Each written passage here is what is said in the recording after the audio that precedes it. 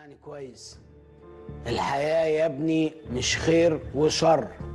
الحياة مكسب وخسارة، يا تكسب يا تخسر. حتى لو همشي في سكة عوجي. الغاية تبرر الوسيلة. خليك مكيافيلي. عارف مكيافيلي؟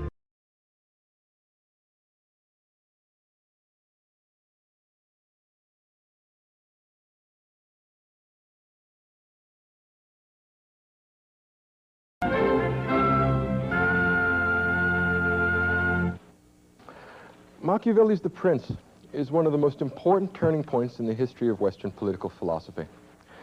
It was written while Machiavelli himself was in retirement from active political life, 1532. And prior to that, he had worked for the Medici family in Florence.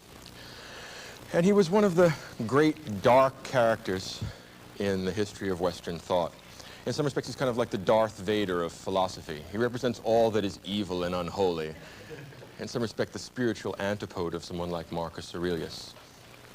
Machiavelli is a very secular, this worldly sort of thinker. He's the kind of person that Plato warned us about.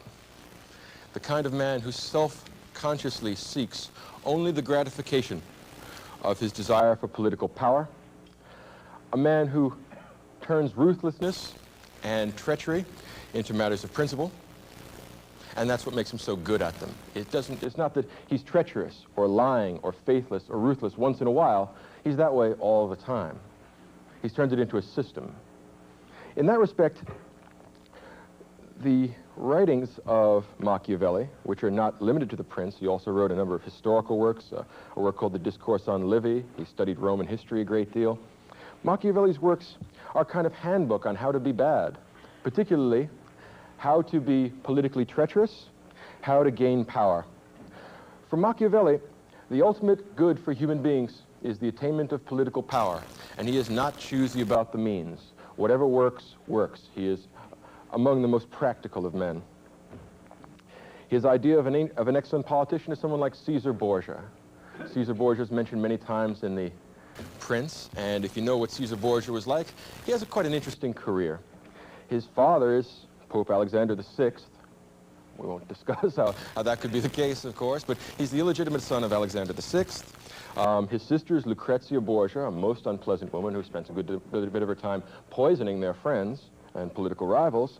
And Caesar Borgia was the sort of guy who wouldn't let mere family ties get in the way of political power.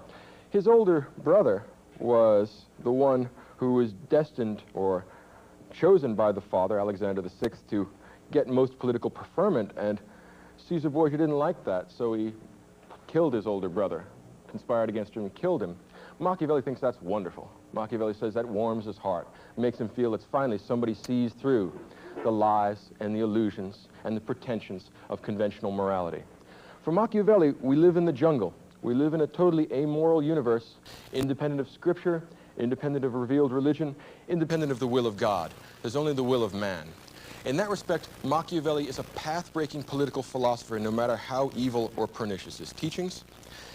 We ignore him at our peril, and like it or not, there is a dark and sparkling brilliance to this, like black diamonds. You look at it and you realize that however horrifying his conclusions, there's a certain grim truth in what he says, and we may not accept the entirety of it, but like it or not, the world of politics is an ugly, profane, immoral place, at least to a great extent. And those of us who wish to be practical politicians will find it very hard to keep our hands completely clean. Machiavelli wishes to liberate us from what he views as being childish, insipid guilt feelings about political morality. There are no rules in politics in the same way and for the same reason there are no rules in nature. With Machiavelli, we have one of the great restatements of a political theme introduced in Western political thought in the first book of the Republic. If you stretch your memory back to Professor Ricchiuti's lectures last time, when he talked about the Republic, in the first book of the Republic, Socrates' primary antagonist is a man named Thrasymachus. He's a sophist, and Thrasymachus holds the view that justice is the advantage of the stronger. In other words, whoever it is that has the most force, the most military power, makes the rules, and justice is whatever they tell you to do. So when the Nazis win, whatever they tell you to do is just. If the Stalinists win, whatever they tell you is just. If Machiavelli wins, or the Borgias win, doesn't matter, as long as they have the power to coerce you, whatever they tell you is just. Thrasymachus' view, then, is that justice is a simple matter of coercion, and there is no moral order to the world. Now, this view is thoroughly criticized and at least apparently refuted in the first book of the Republic. But like all profound ideas, resonance of it is always, at least implicitly, in the Western political tradition. And Machiavelli regains the nerve to say there is no moral order to the world. He's the first man to reassert what Thrasymachus said in the first book of the Republic, that we live peculiarly and exclusively here in the realm of nature, that there is no metaphysical realm by which to judge the good and evil of human actions. There's only power, force, brutality. You adjust to it or you succumb to it. Those are your choices. Machiavelli wants to teach us how to become tyrannical men. And if you stop and think about the first book of the Republic, I believe you will recognize that Thrasymachus has the tyrannical soul, the soul that's driven entirely by passion, that thinks reason is an afterthought for the feeble who want to make up stories about why we ought to be good rather than evil. Machiavelli and Thrasymachus both wish to liberate us from metaphysics and morality. Both of them say, in this world of darkness, flux, double-crossing and backstabbing, the only way to get ahead, the only way to achieve human felicity, human happiness, human goodness, is to get them before they get you. Donald Trump recently wrote a book called The Art of the Deal. You could say that Machiavelli's book is The Art of the Double Cross. He not only explains how to be treacherous, he gives you examples. He calls them from history. He calls them from contemporary politics as well. But in every case, he shows that crime not only pays, but that goodness is a waste of time, and goodness will ultimately be your downfall. In some respects, Machiavelli's project is like that of Friedrich Nietzsche. It'll be a revaluation of all values. He's going to stand the Christian and the Platonic view of righteousness, of political morality, on its head. All the things that we'd previously thought to be good turn out to be evil. All the things that we previously thought to be evil turn out to be good, or, if not good, pleasurable, practical, useful, handy. Machiavelli has written a number of works. The Prince, which is his most famous work, is a remarkably brief piece of work.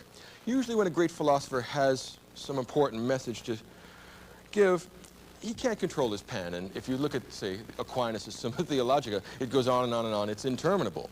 Machiavelli has not written that sort of a book. It's a 90-page book, in and out. It's meant to be a practical handbook for the tyrant. Machiavelli's book, The Prince, was Joseph Stalin's favorite work. He kept it on his night table. And it's not hard to see why. It shows you how to be a good tyrant. A good in the sense of effective, good in the sense of practical, not good in the sense of morally good, because that's only for old ladies and kids. Nobody seriously believes that stuff. Now, this may sound like a very cynical set of ideas, and in fact it is. But although it is very cynical, there is an element of it which is practical, which is true, like it or not. If you are completely good, completely virtuous, I am not certain that you will be a completely effective and efficient politician. I don't know that I want the president to be as kind and as thoughtful and as philosophical as Marcus Aurelius. Maybe we would be harmed as much as benefited by that. I am sure, on the other hand, that I don't want the president to be like Machiavelli's Prince, because it's a sure thing we will be harmed rather than benefited by that. Prior to going into seclusion and writing this book, Machiavelli had worked for the Medici family in Florence, who were influential figures in Florentine and thus in Italian politics. And although he had been serving them and helping them out and advising them on political matters, the Medicis had been thrown out of Florence, had been chased out, and with them goes Machiavelli. He goes into retirement. Now, there's a definite sense here that here's a man who's very intelligent, very bright, but awfully frustrated. He gives you that sense when you read the book of being a Monday morning quarterback. God, how he wants to go back into there in practical politics. He hates being among the musty books in the library. It's not interesting to him. What he primarily wants is to run people's lives. What he primarily wants is political power. And after he gets political power, what he wants then is more political power, because you can never have enough. As Socrates pointed out about the tyrannical man, this is a thirst that can never be slaked. No matter how much satisfaction you get for these desires, nothing is ever enough. You're like someone that can't get enough to eat or can't get enough to drink. No matter how much you eat or drink, it's never satisfactory. So here's one of the great dissatisfied individuals, and he's even more dissatisfied because he's forced to be an armchair quarterback, and no one is more practical than Niccolo Machiavelli. He dedicates his book to one of the Medici family, and it's one of the most flowery and flattering and adoring introductions one could possibly imagine. And of course, it's no less cynical than the rest of the book. The book itself tells the wise prince, the monarch, he who would be tyrant, that he must be very careful to avoid flatterers, because flatterers are dangerous men. Your Noble Highness.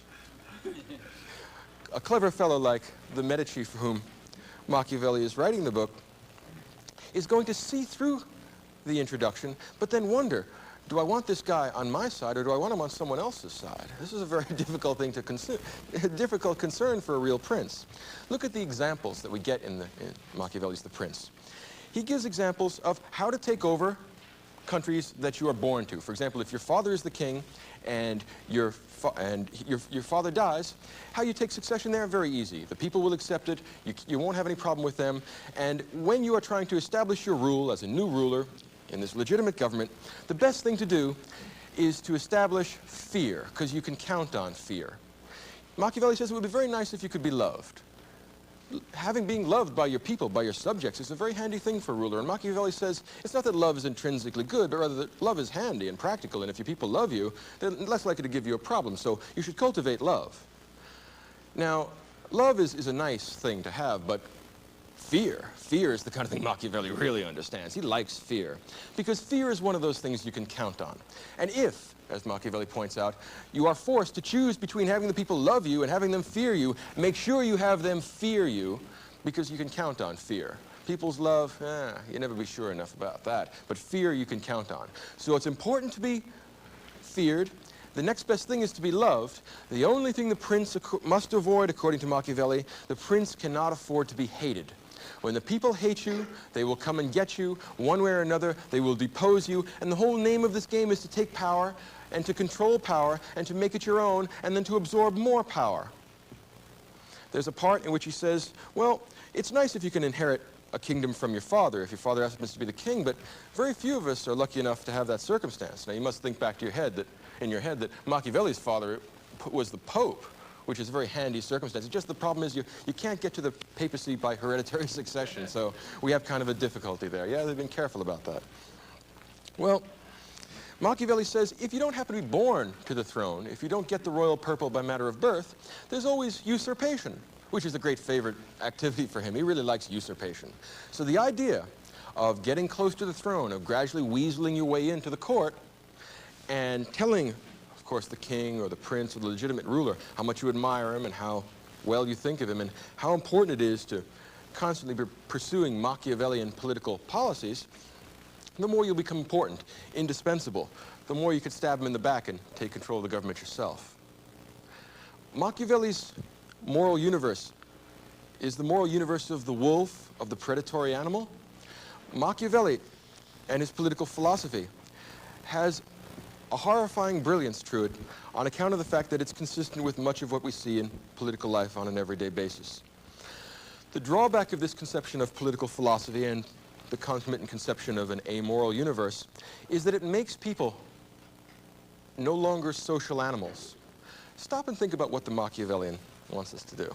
He wants us to constantly betray others, both above us in the political structure and below us in the political structure, in order to satisfy our own lust for power.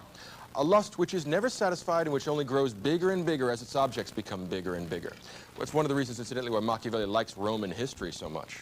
Roman history is full of creatures like this. Machiavelli thinks they're wonderful. He thinks that the Italy of the 1500s, 16th century Italy, is feeble, prostrate, broken up into fragmented, warring little cliques that prevent real political glory from coming into being. The reason why he likes a horrifying figure like Caesar Borgia is that Caesar Borgia is the man of virtu, V-I-R-T-U. Virtu is exactly the opposite of Platonic virtue. It is much more like Thrasymacheian virtue. It is the virtue of the man that tells lies, that stabs people in the back, that does whatever it takes to satisfy his unquenchable desire for power. So what we need is a man of virtu, and this book is designed to create virtu. The problem is that this virtu is the virtu of the predatory animal, not of the rational human being. Or it's the rational human being insofar as that rationality is completely subjugated or subordinate to one's irrational desires. And if you stop and look back at what the soul of the tyrannical man was supposed to look like in the Republic, you realize that the desiring part is really running the rational part. The rational part of the soul is just an instrument in the hands of his desire for power or sex or money or what have you. Machiavelli takes that same conception of the soul. Desire comes first. My desire for power determines all my other activities, and my rationality is subordinate to that. So Machiavelli wants us to have that kind of virtu, the virtu of the leopard. The guiltless killing of the hawk. The hawk doesn't feel bad about killing sparrows. That's the way hawks are. The way of nature is the way of cruelty. We must learn to live with that, or die with that if you get your way through Machiavelli. Excuse me. Now, let's come back to the problem of Italy. Italy is fragmented.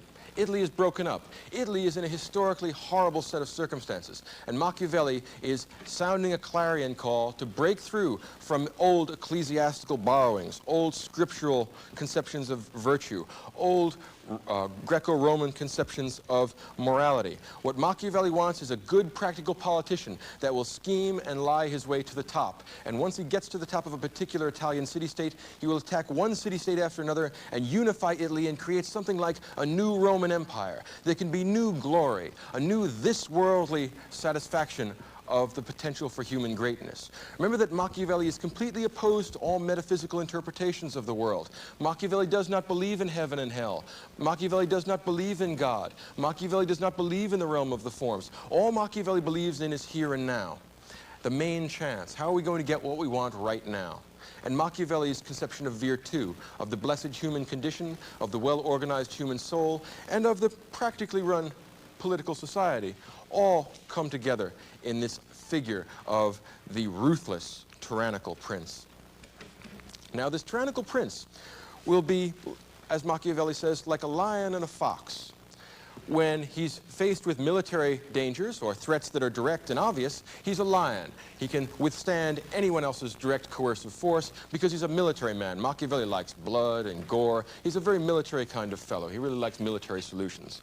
But in addition to that, being a lion is not enough. In addition to that, it's also necessary to be a fox. What we mean by being a fox is that one must be clever, sly, cunning, deceitful. And when you're powerful and at the same time deceitful, when you can confuse them, when you can confuse your opponents and defeat them in a practical, coercive sense, then you are the man of real virtu. This is the kind of guy that's going to go straight to the top. He's going to climb a pile of corpses on his way there, but then again, he has no moral compunctions about it. There is no God to judge him. There is no metaphysical standard by which to judge this. He either succeeds or he doesn't. It's a sort of nihilistic approach to politics in which the gratification of the individual ego is raised to the status of a principle. In some respects, this is why the Renaissance, and particularly the human-centered political science that's characteristic of the Renaissance, which is a big change from that of the Middle Ages, is such a turning of the corner in the Western political tradition.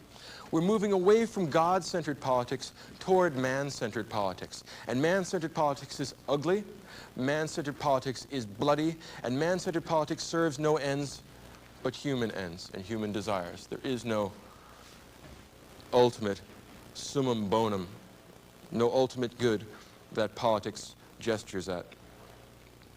Machiavelli gives a very fine example of an action which he considers to have great political wisdom in it. I think you'll like this.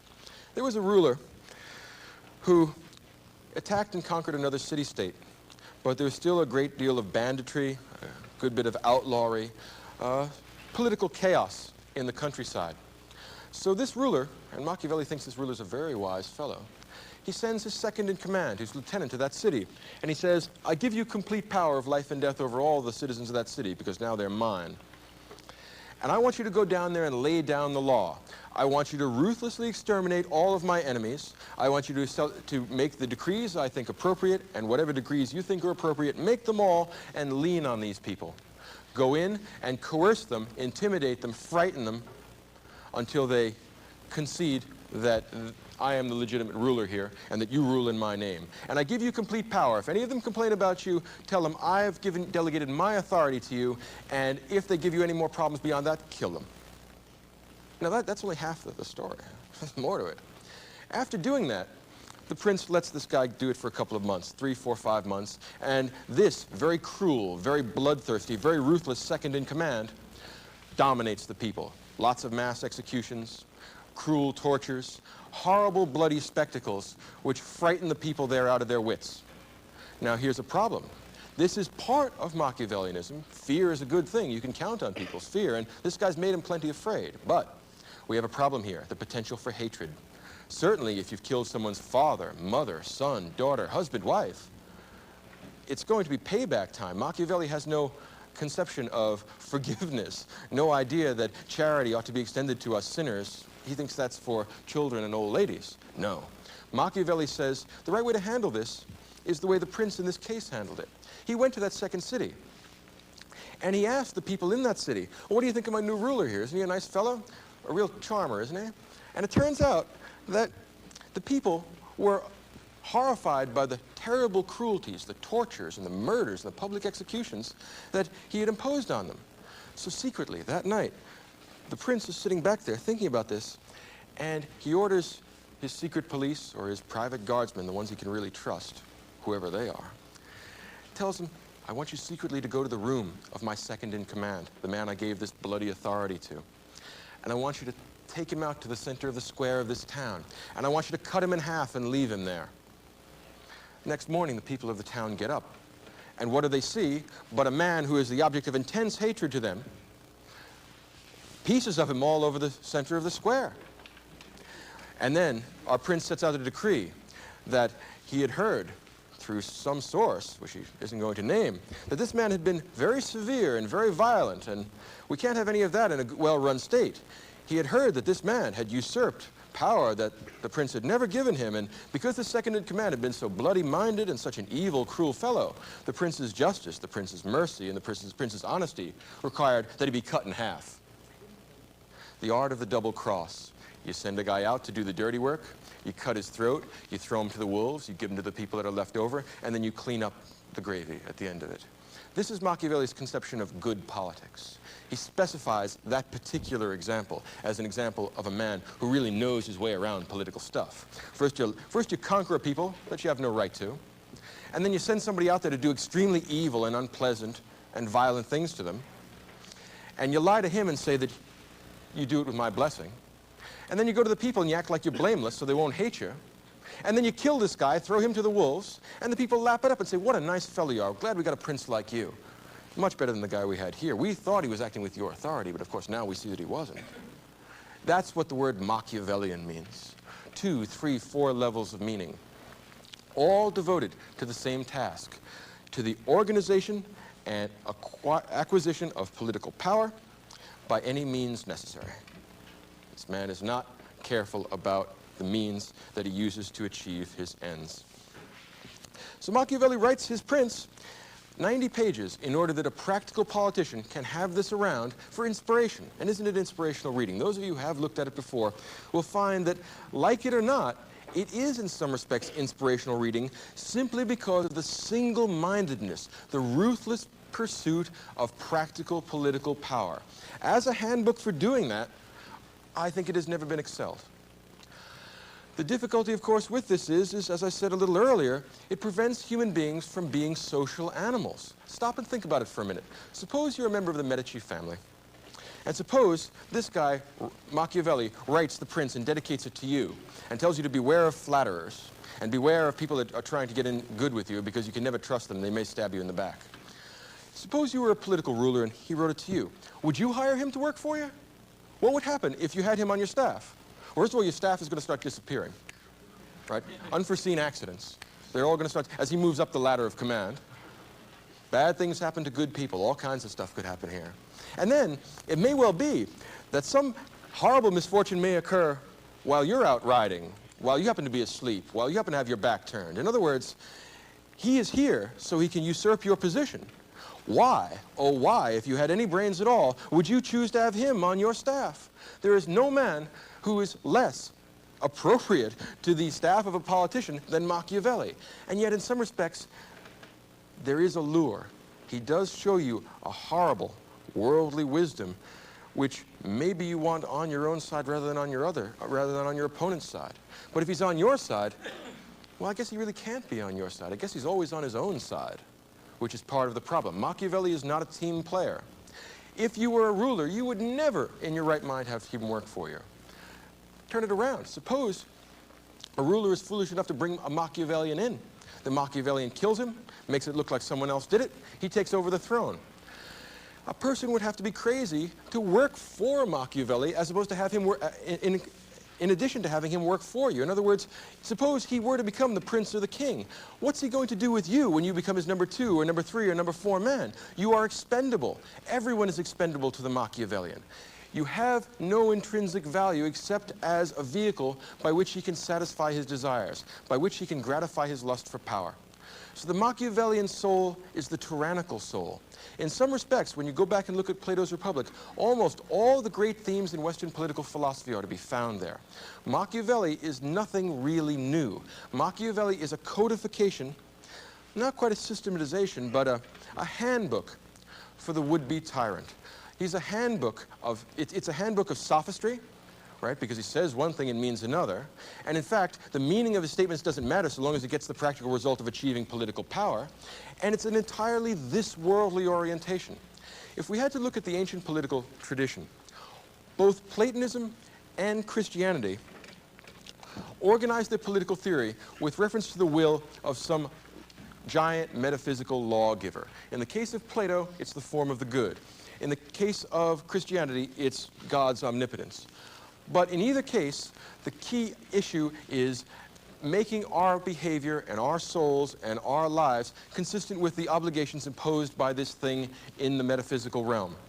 Once we abolish the metaphysical realm, there is no law or ultimate standard by which to judge our actions and by which to judge our good and evil. And that means there's only the satisfaction of desires down here. And this leads straight to the sophist political position, that political power is an end in itself, that the satisfactions of people's desires is an end in themselves, and the real true state of human felicity is having profound, vehement, extraordinarily forceful emotions, passions, and then satisfying them. And the continuous satisfaction of vehement passions is what Machiavelli and the sophists and all of this cynical political tradition, cynical not in the literal sense, but in the broad general sense, the cynical political tradition enjoins us to. So all of you who are would-be rulers, this is the book for you. The difficulty is that it tells us all, or perhaps not all of us, but all of us who have the nerve not to succumb to metaphysics, who are willing to break free of the mold of mere morality, it tells us how to become chiefs and no longer Indians. And of course, if we were all to follow that, there'd be all chiefs and no Indians. But Machiavelli is under no illusions about everybody having the capacity to do this. It's only the extraordinary individual, like himself, or like Caesar Borgia, or like a handful of the other great tyrants in history that have really shown us what human beings are capable of. In some respect, Machiavelli is similar to Plato in that both Plato and Machiavelli are trying to show us something buried deep in the marrow of the human soul. At the very center of it, Plato thinks there's an eternal goodness, a final spark of the divine soul, which allows us to get some access to the mind of God and to the understanding of ultimate truth and wisdom. Machiavelli believes that at the core of the human soul, in the marrow of the psyche, there is a beast, an untamed animal, which wants only the satisfaction of its desires. In some respects, this is a very prescient theory because it anticipates many of the views that will later be held by Sigmund Freud. Underneath our superego, underneath this veil of civility, this veneer of righteousness, in fact, we are animals exclusively concerned with the satisfaction of our physical desires. We are beasts with a very, very thin shell of rational morality. Machiavelli suggests that we should become on the outside what we are on the inside, except in such cases when it's inconvenient. If it's convenient to look pious, gentle, kind, and good, well, that's just fine. The important thing is not to be gentle, kind, and good. The important thing is to be ruthless and rapacious and treacherous. If you are familiar with the play King Lear, the Edmund and Edgar characters, particularly the bastard son, I think it's Edmund, gives a wonderful speech in which he talks about legitimacy, in which he talks about the order of political right and the circumstances of inheritance and social status. And when he says in the beginning of that soliloquy, "Thou, nature, art my goddess, and to thy law my services are bound," that prayer was about the only prayer that Machiavelli could say with a straight face. Nature, red in fang and claw, is the goddess to whom his services are bound. Nature, which is the fundamental reality. We are human, physical things.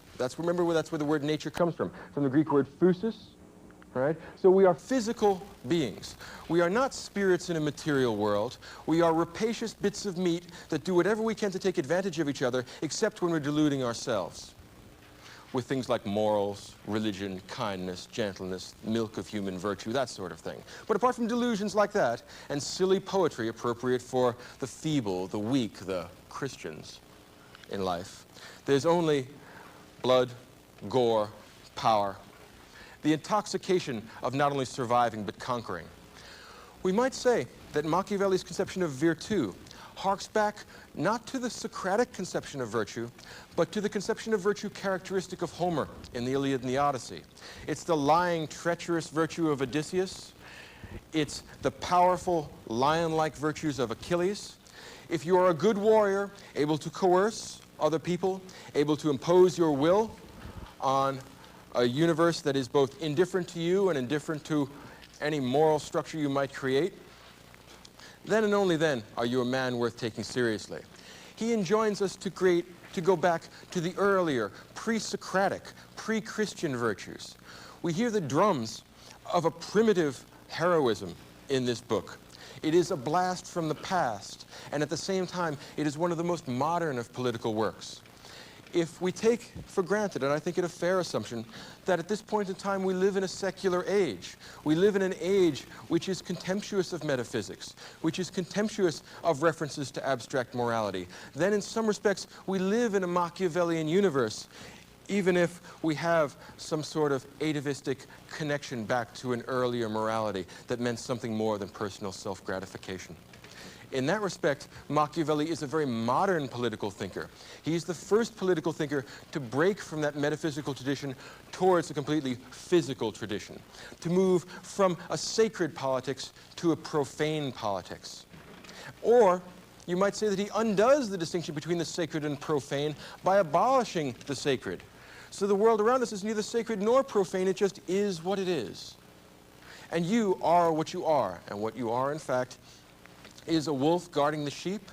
If you remember the analogy that Thrasymachus makes in the first book of the Republic, that the ruler relates to the citizens that are his subjects the way a shepherd relates to a sheep or to a flock of sheep. He keeps them there, not because he likes the sheep, not because he has any moral obligation to the sheep, but because he likes pork, he likes lamb chops. He likes to turn these things into his sustenance. Well, other people, the subjects in the Machiavellian state, will exist only in order to satisfy the physical, carnal is a well-chosen word there, carnal desires of the Machiavellian prince. Achilles might have liked Machiavelli if he had understood what was being said. Odysseus, I think, certainly would have liked Machiavelli because he brings together both the lion and the fox. I would say not so much Achilles, because Achilles is a little on the dumb side, but Odysseus, as the perfect Machiavellian hero, brings together the willingness to lie, the willingness to violate oaths, the willingness to break whatever social conventions are around you in order to achieve your ends. The centered, focused, fierce desire to satisfy your innermost longings.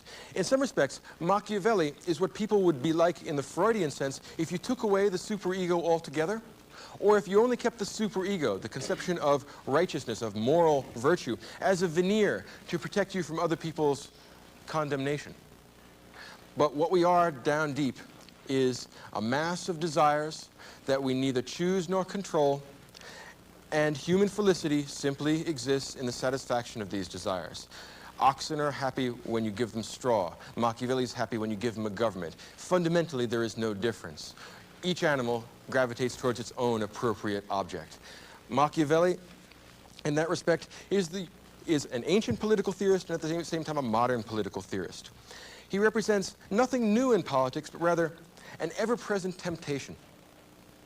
It is always tempting for human beings to take the easy way out and decide that they're going to be meat, that they're going to give up the attempt to kindle the divine spark, which is what Marcus Aurelius called the soul, called the disposition to moral virtue.